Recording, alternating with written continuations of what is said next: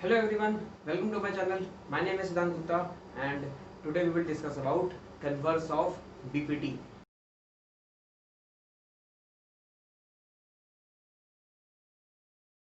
तो हमने पहले डिस्कस किया था BPT। तो उसके अंदर क्या था कि कोई भी ट्राइंगल की किसी भी एक साइड के पैरेलल हम कोई भी लाइन ड्रॉ कर देते तो वो बाकी दोनों साइड्स को सेम रेशियो में डिवाइड कर देती है, इक्वल रेशियो में डिवाइड कर देती है। अब कन्वर्स ऑफ BPT क्या है कि हमें रेशियो इक्वल दिया हुआ है और हमें ये प्रूव करना है कि वो जो लाइन है वो थर्ड साइड से पैरेलल है। जैसे मान लीजिए हमारे पास एक लाइन L है, मैंने गिवन में लिखा है triangle ABC and a line intersecting AB at D। AB को इस लाइन L ने D पे काटा है और AC को इस लाइन ने E पे काटा है। तो ये वाली जो लाइन है इसकी वजह से AD upon BD equals to AE upon EC ये हमें गिवन है। अब हमें ये चीज प्रूव करनी है कि ये वाली लाइन यानी कि DE BC के पैरेलल है। इसका मतलब हमें ये गिवन नहीं है कि ये लाइन पैरेलल है, तो इसका मतलब क्या होगा कि हमारे पास कोई ना कोई लाइन तो होगी जो BC के पैरेलल होगी। अगर ये पैरेलल नहीं है तो कोई और लाइन होगी, कोई ना कोई लाइन तो इस लाइन के पैरेलल होगी ना जो ट्रायंगल को क्रॉस करती हुई जाएगी। तो हम मान के चल लेते हैं कि वो लाइन DF है। Let's say DF is parallel to BC। अगर हमने ये मान लिया कि DF पैरेलल टू BC है तो अकॉर्डिंग टू BPT क्या होगा कि AD upon BD equal to AF upon FC हो जाएगा। हमने क्या पढ़ा था BPT में, जो भी लाइन पैरेलल होगी जो भी लाइन हमारी पैरेलल होगी किसी भी साइड के, तो वो बाकी दोनों साइड्स को सेम रेशियो में डिवाइड करेगी। तो हम लिख सकते हैं AD upon BD equals to AF upon FC। ये लिख सकते हैं हम इस लाइन के लिए, DF के लिए। मैं DE की बात नहीं कर रहा अभी, मैं DF की बात कर रहा हूँ और DF से मेरे पास ये रिजल्ट आ सकता है। तो इसको मैं लिख देता हूँ ब्रैकेट में by BPT, basic proportionality theorem. इसके हम एक बार स्टेटमेंट में पढ़ लेते हैं। If a line divides any two sides of a triangle in the same ratio then the line is parallel to the third side. मतलब कि अगर कोई लाइन है जो ट्रायंगल की कोई दो साइड्स को सेम रेशियो में डिवाइड कर रही है तो वो लाइन थर्ड साइड के पैरेलल होगी। ये हमें प्रूव करना है, स्टेटमेंट में भी ये लिखा है। तो मैंने अभी क्या माना था कि DF पैरेलल टू BC है, तो अगर DF पैरेलल टू BC है तो AD upon BD equal to AF upon FC होगा। इसको मैं लिख दिया बाय BPT फर्स्ट पॉइंट। अब मैं एक और पॉइंट लिखता हूँ कि AD upon BD equals to AE upon EC। ये मेरे को क्या है, ये गिवन है क्वेश्चन के अंदर ऑलरेडी, इसलिए मैंने ये पॉइंट उठाया है यहाँ से गिवन से। तो मेरे पास अब दो पॉइंट आ गए। ये पहला है AD upon BD equal to AF upon FC और दूसरा पॉइंट है AD upon BD equal to AE upon EC।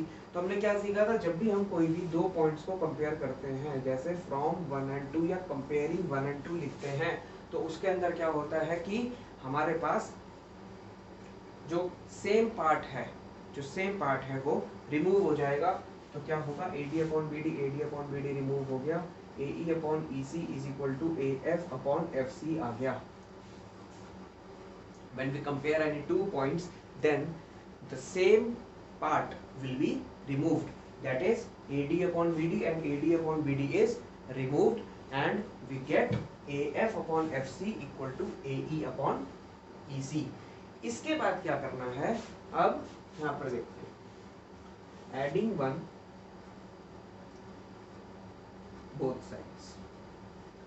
इसके अंदर क्या करेंगे, अब मैं वन को ऐड कर दूंगा दोनों तरफ। तो क्या हो जाएगा, AE upon EC plus 1 equal to AF upon FC plus 1।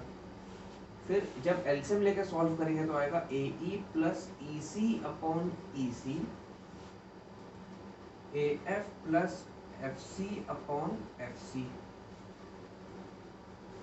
ये मैंने एलसीएम लेके सॉल्व किया है दोनों तरफ। EC एलसीएम आ गया, यहाँ पर आ गया AE प्लस, यहाँ से आ गया EC और सिमिलरली यहाँ पर। तो AE प्लस EC बन गया AC। इसके लिए लिख दिया मैंने AC upon EC equal to AF plus FC भी क्या बन गया, AC अपॉन FC। ये करने के बाद ये दोनों सेम आ गए, AC AC क्या हो गए, कट गए। कटने के बाद मेरे पास बच गया EC is equal to FC, ये से मल्टीप्लाई, यहाँ 1 बचा था, यहाँ 1 बचा था, ये से multiply, EC equal to FC आ गया। अब जब EC is equal to FC आ गया तो इसका मतलब क्या हुआ, इसका मतलब तो ये हुआ कि EC और FC दोनों की लेंथ सेम है, और इसका मतलब क्या हुआ कि E और F कोई डिफरेंट पॉइंट्स नहीं है, E और F पॉइंट्स कोइंसाइड कर रहे हैं, यानी कि E और F सेम है एक के ऊपर एक, या तो F को E बोलो या E को F बोलो, बात एक ही है। तो हम इस पॉइंट से क्या लिख सकते हैं कि E and F points coincide with each other, therefore जो हमने यहाँ माना था कि let's say DF parallel to BC, तो हम F की जगह क्या लिख सकते हैं E, तो इसके साथ क्या आ जाएगा DE is parallel to BC, hence proved. ये हमारी थी कन्वर्स ऑफ BPT, इजी थी।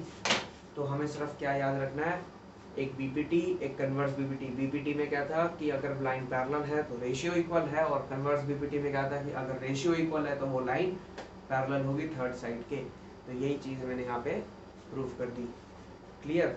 इससे रिलेटेड या किसी भी और टॉपिक से रिलेटेड आपको कोई भी डाउट हो तो आप कमेंट सेक्शन में बता सकते हैं, मैं जल्दी से जल्दी उसके लिए वीडियो लाने की ट्राई करूँगा, या ट्राई करूँगा कि उसको वहीं सॉल्व करके आपको बता दूँ।